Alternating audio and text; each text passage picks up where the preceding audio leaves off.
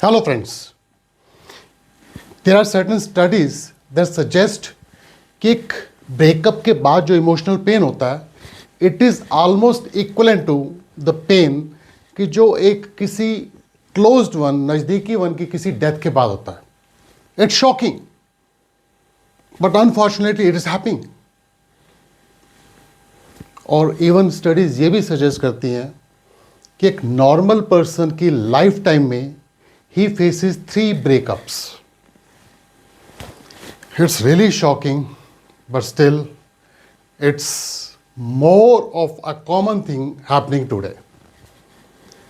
Friends, अगर मैं बात करूं सच में ये जो इमोशनल रोलर कोस्टर जो एक ब्रेकअप के बाद आम तौर पे लोग एक्सपीरियंस करते हैं, इट्स सो मच डिवास्टेटिंग कि ऐसे लगता है कि सब कुछ खत्म हो गया, सब कुछ तबाह हो गया.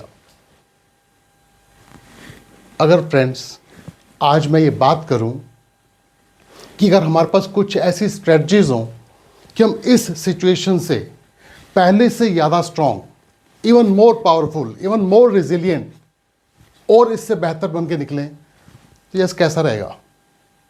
यस फ्रेंड्स, आज मैं बात करने जा रहा हूं न्यूरो लिंग्विस्टिक प्रोग्रामिंग NLP कुछ ऐसी टेक्निक्स देती है that can help you heal and move forward after breakup.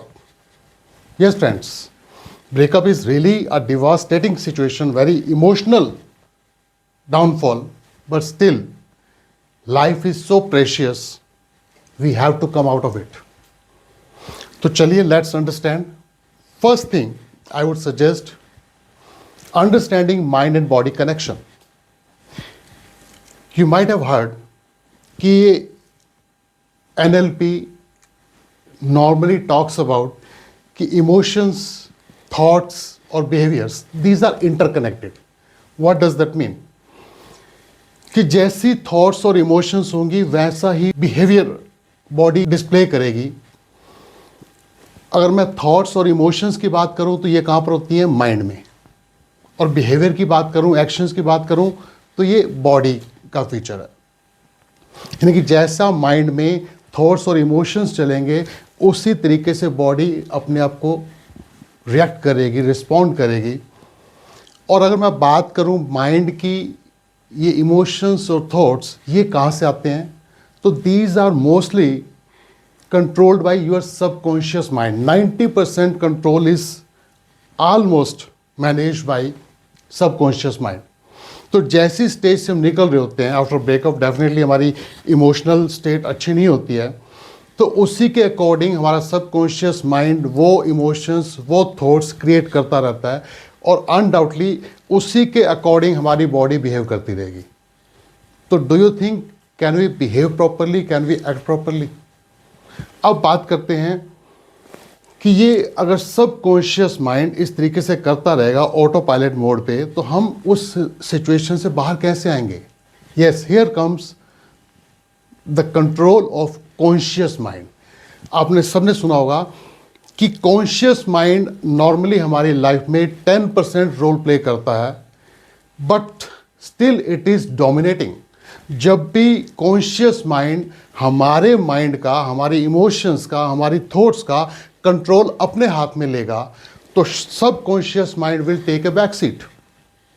Means subconscious mind will have to follow what conscious mind wants. तो इसका मतलब जब भी कोई ऐसी सिचुएशन हो तो हम मोस्टली इस सिचुएशन को इग्नोर करते हैं और सोचते हैं कि शायद अपने आप ठीक हो जाएगा. आप सबने सुना होगा time is a great healer, कि वक्त सारे जख्म भर देता है. इट इज़ ट्रू, बट आज की डेट में इतना टाइम किसके पास है?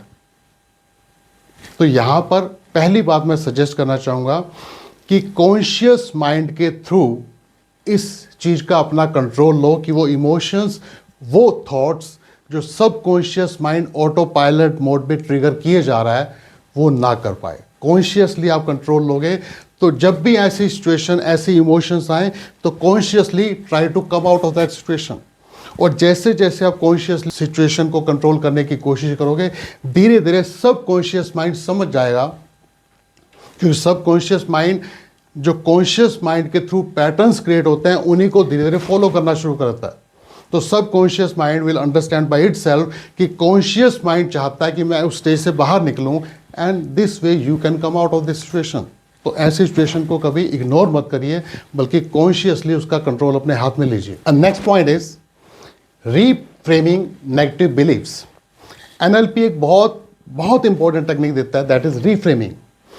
इसका मतलब क्या होता है कि जब हम एक सिचुएशन को एक अलग पर्सपेक्टिव से, अलग एंगल से देखते हैं, तो हम उसको अलग तरीके से इंटरप्रेट करते हैं, उसका मीनिंग बदल जाता है, और हम उसी एक थ्रेटनिंग सिचुएशन को, चैलेंजिंग सिचुएशन को एक अपॉर्चुनिटी के रूप में देख सकते हैं।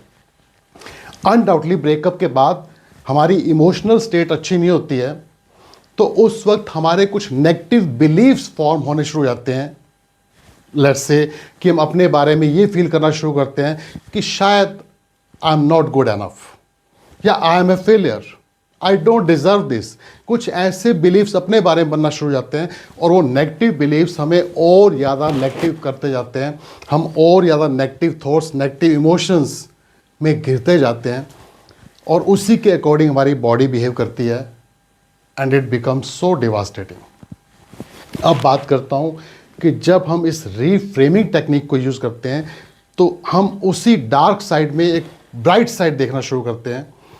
फॉर एग्जाम्पल, आपने अक्सर सुना होगा कि जितने लोग बॉडी बिल्डिंग करते हैं जिम में जाकर, मोस्ट ऑफ देम इश्क के मारे हुए लोग होते हैं। इसका मतलब समझे आप? मैं मानता हूँ शायद ये सच है या नहीं मुझे नहीं मालूम, बट मैंने सुना जरूर है इस बारे में। मैं मानता हूँ शायद वो लोग इसी रीफ्रेमिंग टेक्निक का इस्तेमाल करते हैं कि जब वो किसी ऐसी सिचुएशन में आते हैं, तो इंस्टेड कि उस सिचुएशन में स्टक अप रहें, वो कुछ और ऐसा करना शुरू करते हैं, क्रिएटिव या प्रोडक्टिव, और बॉडी बिल्ड करना शुरू करते हैं। या इवन आपने कभी ये भी सुना होगा मैनी टाइम्स कि बहुत सारे स्टूडेंट्स ऐसे होते हैं कि अगर वो कहीं उनका कोई ब्रेकअप हो जाए, तो वो स्टडीज़ में और भी ज़्यादा सीरियस हो जाते हैं, क्योंकि जब तक वो इन्वॉल्व थे शायद उनकी एनर्जी कहीं और चैनलाइज हो रही थी। लेकिन उस सिचुएशन को अगर किसी अलग एंगल से देखते हैं, तो वो अपनी एनर्जी चैनलाइज करते हैं टुवर्ड्स स्टडीज़। तो it may be very much possible कि जब हम अपनी एक इस सिचुएशन को अलग एंगल से देखेंगे, तो हमें कुछ अलग अपॉर्चुनिटी नज़र आएंगी, and we can explore our selves, we can rediscover ourselves, we can reinvent ourselves. And next thing that NLP gives us, very important, that is anchoring positive emotions. Undoubtedly breakup के बाद हमारी emotions बहुत negative हो चुकी होती हैं, लेकिन anchoring एक NLP की बहुत इंपॉर्टेंट टेक्निक है। इसका मतलब क्या है कि हमारे जो पास्ट के एक्सपीरियंस हैं, उसमें अगर कोई पॉजिटिव इवेंट हमारा हुआ है जिसमें हमारे इमोशंस बहुत पॉजिटिव थे, वी वर वेरी कॉन्फिडेंट, तो हम जब पास्ट में जाते हैं, तो हम उस पास्ट से कनेक्ट होने के लिए आज की डेट में कुछ ऐसा पॉइंट क्रिएट करते हैं जिसको हम पॉइंट को ट्रिगर करेंगे, तो वो पास्ट का इवेंट याद आएगा और हम उसी से रिलेट करके अपने आप को पॉजिटिव फील करेंगे, और उस पॉइंट को बोलते हैं एंकर। तो जब हम एंकर्स क्रिएट करते हैं, तो जब भी कभी ऐसा होगा कि हम ब्रेकअप के बाद इमोशनल स्टेट सबमर्ज हो रखे हैं या ज़्यादा कहीं गहरे डूबे हुए हैं, तो हम उस एंकर को ट्रिगर करेंगे, and it will take us to positive emotions, and we can come out of that state. And next important thing is that NLP gives us is creating compelling future. जब हम emotional state जो हमारी disturb हो चुकी होती है breakup के बाद, उसमें इतने स्टकअप होते हैं कि हम फ्यूचर के बारे में सोच ही नहीं पाते हैं। हम यही सोचते हैं कि ऐसा ना हुआ होता तो क्या होता।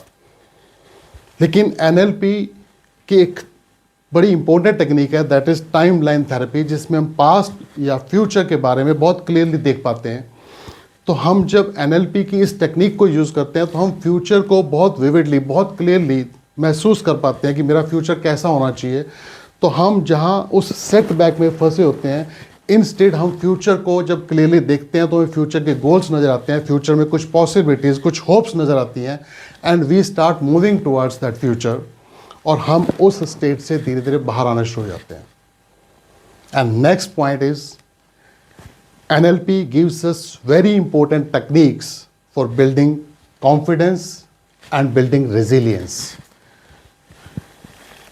अगर आप इस बात को समझेंगे कि जब हम कहीं इमोशनल स्टेट डाउन होती है तो डेफिनेटली हमारा कॉन्फिडेंस लूज हो चुका होता है, हमारी resilience power means bounce back करने की पावर भी डाउन हो चुकी होती है.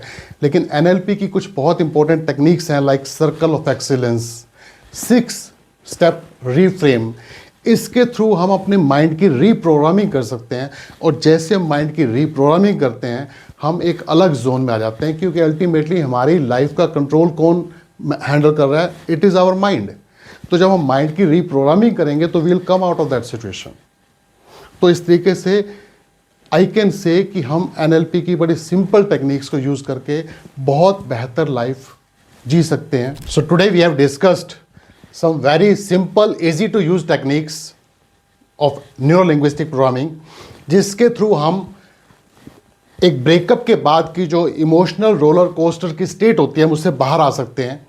और ये टेक्निक्स बड़ी simple I would say. First thing was understanding mind and body connection, क्योंकि माइंड ही हमारी रोल प्ले करता है इमोशंस और थॉट्स को क्रिएट करने का, और उसी के अकॉर्डिंग बॉडी बिहेव करती है. तो हमें कॉन्शियस माइंड के थ्रू कंट्रोल लेना पड़ेगा. Then otherwise reframing negative believes, कि जब हम एक नेगेटिव बिलीफ को अलग पर्सपेक्टिव में देखते हैं उसका मीनिंग बदल जाता है, and we see opportunity out of a threatening situation और a challenging situation. Then third one was anchoring positive emotions. इसका मतलब क्या है कि हम कुछ ऐसे एंकर क्रिएट करेंगे, जब उस एंकर को ट्रिगर करेंगे तो हमारे अंदर एक पॉजिटिव इमोशंस क्रिएट होंगी, और वो हमें ब्रेकअप के बाद की नेगेटिव सिचुएशन से बाहर आने में हेल्प करेंगी.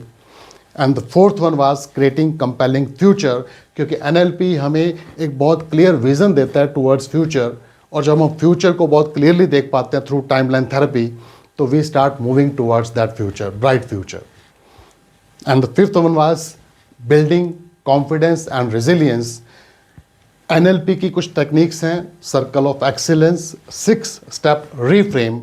उनके थ्रू हम एक कॉन्फिडेंस बिल्डअप कर सकते हैं, रेजिलियंस बिल्डअप कर सकते हैं, and we can come out of any negative thoughts और emotion stage, and we can become much stronger, resilient, and this way we can overcome any kind of devastating stage like breakup. So my best wishes to all of you. Life is very precious. ये life खोने के लिए नहीं है, ये life जीने के लिए है. So my best wishes to all of you. Thank you.